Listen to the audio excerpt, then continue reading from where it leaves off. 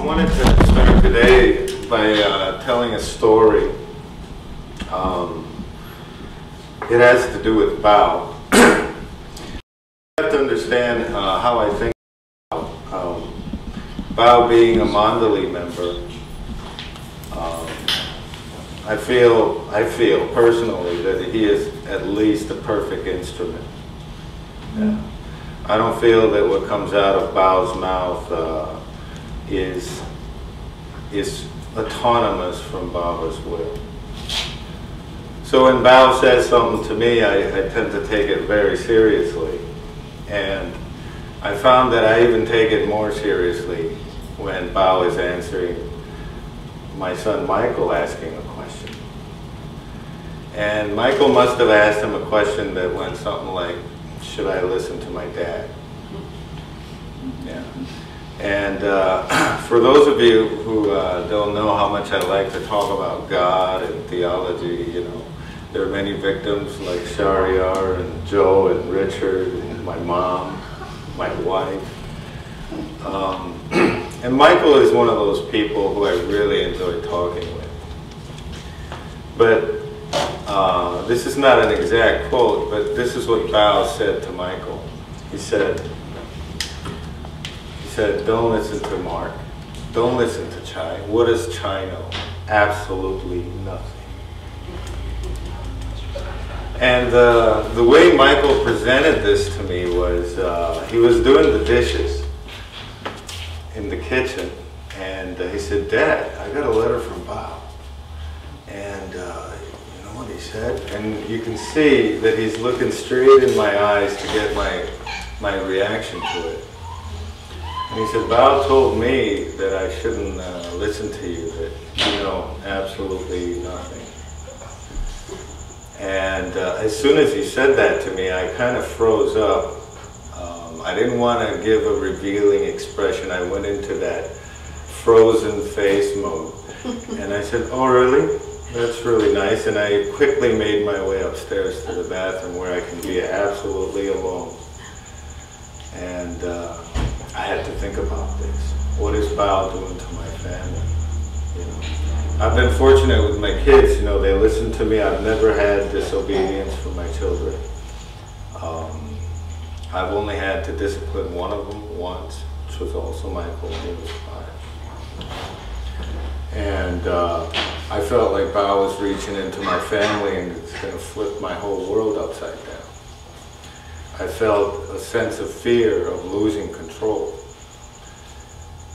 But another voice in me said, you know what, Mark, you have to go along with this one.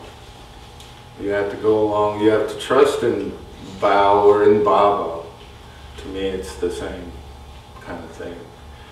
And I went along with it. And what I found, actually, was really interesting. Michael, I decided to tell him the story. I was going to ask his permission, but he had disappeared. So, which means that Baba wants me to tell the story. And what I found was that up until this point, I'm talking about a lot of metaphysics, a lot of Baba stuff to my son because it's fun. I love to talk about it, and he loves to listen to it too. But until now, there was a side in him that was blindly accepting what the father figure is telling him. It wasn't, I was never sure if he really thought it through, whether he rejected what he didn't believe, or was he just being force-fed by me.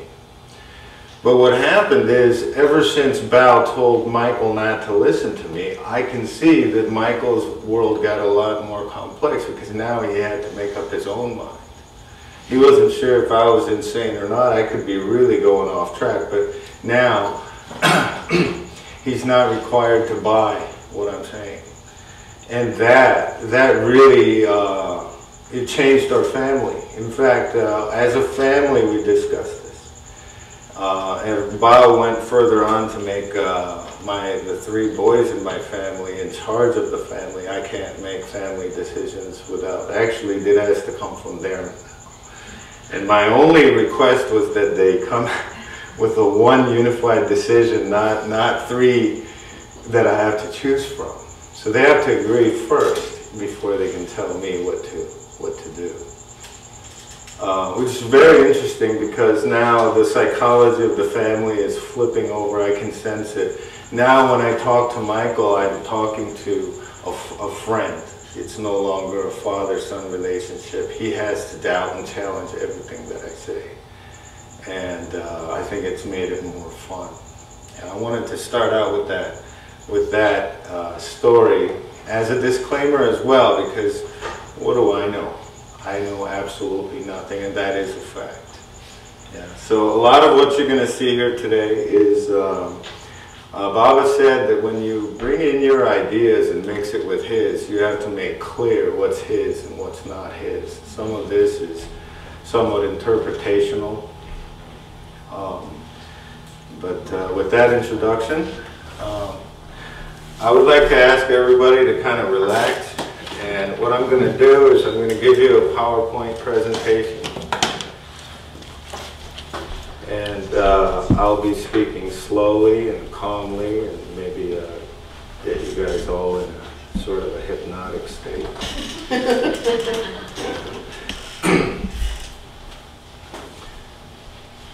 Okay. Baba says, the more you try to understand God, you understand him less and less. How can he, who is beyond all explaining, be expressed? This is one of my favorite quotes. I bring this up because I get a lot of comments from people like, you can't understand God through the intellect, Mark. Or like, the path to God is not through the mind, but through the heart, Mark. Snap out of it. People like my mom, for instance. Yeah. Not Don Stevens. Yeah, Don Stevens actually, in my dealings with him, he seems to encourage me to go deeper into a line. Yeah. He gave me the feeling like you shouldn't let one line pass without you grasping it. Yeah. So I decided to look within myself to see if I was committing the sin of trying to understand God. But aren't these wonderful words written by Baba for me to read and grasp? If he didn't want me to understand this stuff, why did he take the trouble to write them anyway? Were these books written for casual reading? Or was I to give them my best attention and try to grasp what is written? Which brings me to the purpose of our discussion today. What we are doing here today is not trying to understand God. What we are trying to do instead is to understand what he is telling us to understand. We are trying to internalize as real what Baba is telling us is real. And literally see as false what he has explained to us is false. And to do this as carefully as we can, giving it our best attention. In the discourses, Baba calls this type of thinking aided philosophical meditation.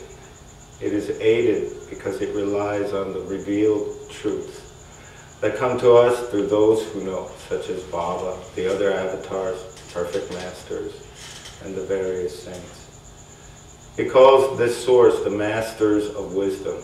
Aided philosophical meditation then takes these revealed truths as core assumptions in building one's rationale for life and how one sees the universe. Unaided, we have no chance. Baba says, and I quote, philosophical meditation of free and unaided thought does not lead to conclusive results. In other words, unless our thoughts are aided by these revealed truths, we will just end up more confused. Like Baba says, the moment you try to understand God, you begin to misunderstand him. And what I tend to focus on, what I think I am focusing on, is not trying to understand him as much as just trying to really grasp what it is that he is trying to get me to understand in the words. Did that make sense? My mission today is not to say that this is the path for everyone, philosophical meditation, as it may not even be mine, but to share the wonders of exploring these revealed truths. And like a math teacher who uses baseball statistics to get his students interested in math, I'm hoping to spark in someone the zeal and excitement of exploring these wonderful words. To spark the interest of someone so that because of curiosity and curiosity alone, not coercion, nor any sense of duty or obligation, we can get fascinated with God. For after all, what is fascination but inflamed curiosity? Fascination is curiosity enjoying itself. At its best, fascination marvels with curiosity at the source of all fascination, which is God. So why is curiosity so important? Curiosity becomes important not for what it is, but for what it isn't. Baba says that the best reason for loving God is for no reason at all. In this same way, I believe, the best reason for wanting to know the truth would also be for no reason at all. That's my opinion. I've never heard Baba say that. Because truth is God, and God is love. And if the best reason for loving God is for no reason, I'm assuming it would apply to truth as well.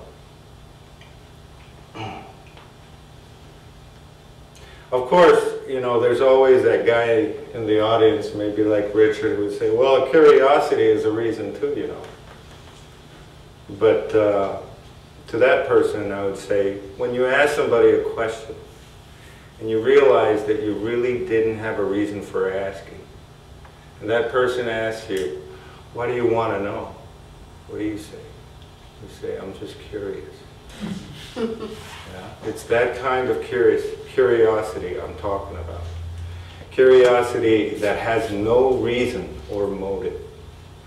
This is not the curiosity of an inventor like Thomas Edison, who is motivated by a strong desire to make something useful and therefore profitable. This curiosity is more likened to the curiosity of a Newton or an Einstein, who would gladly give all they have if only they could know the truth. Their curiosity is sincere curiosity, sincere to the extent that they are reasonless. Curiosity lies at the very foundation of the universe. Baba teaches us that it was curiosity alone that sprung all of creation into existence, with that simplest of questions, who am I? This original curiosity was so faint, so reasonless, another word was needed to describe it. Baba calls it the original whim. Also known by Hindus as the Om point or the Om. This whim is also described in the book of Genesis. Why did Adam take that bite out of the apple from the tree of knowledge of good and evil? Yes, Eve and the snake had something to do with it, but ultimately he did it because he was curious. Curious enough to risk everything